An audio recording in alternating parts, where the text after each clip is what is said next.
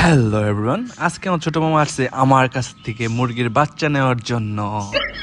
তারপর ওকে জিজ্ঞেস করি, তুমি কি নিতে আসছো? তুমি কি নিও মামা? মুরগি বাচ্চা নিতে আইছো? তারপর ওকে বলছি যে তুমি যাও একটু বড় একটা মুরগি যেয়ে ধরো। তারপর ও কি বলে, ধর যা ধর যা ধর, ভয় পাও কেন?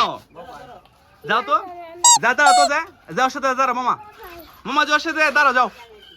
ছোট্ট মামা এত বড় বড় মুরগি দেখে এদিক ওদিক দৌড়াদৌড়ি করতেছিল।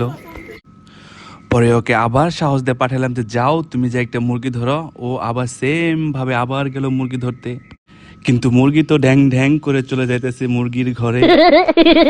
তারপরে গেলাম ওর জন্য সুন্দর সুন্দর বাচ্চা দেখে আনতে, পরে এনে দিলাম বাইরে ওর সামনে।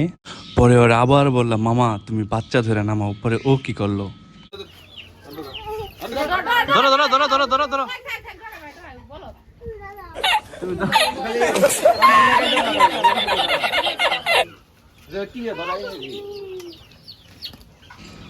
ছোট মানুষ তাই বাচ্চা দেখে খুব খুশি হইতেছিল।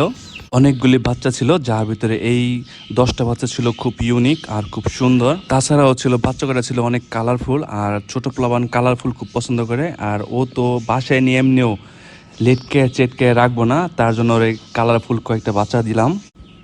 ওর আবার ছোট্ট একটা ইন্টারভিউ নিব আমি। তোমার পছন্দ হয়েছে গুলি মামা?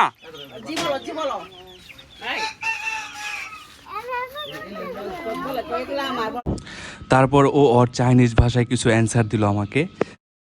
ছোট ছোট পায়ে ছাদ বাগান ঘুরে নিচে 3টা মরিচ, তারপরে ওর মরিচের কিছু ইন্টারভিউ নিয়ে ওর কাছ থেকে। মারিয়াম, মরিচ জাল কেমন? মরিচ কেমন কেমন কেমন মামা? মরিচ ঝাল লাগলে কেমন লাগে?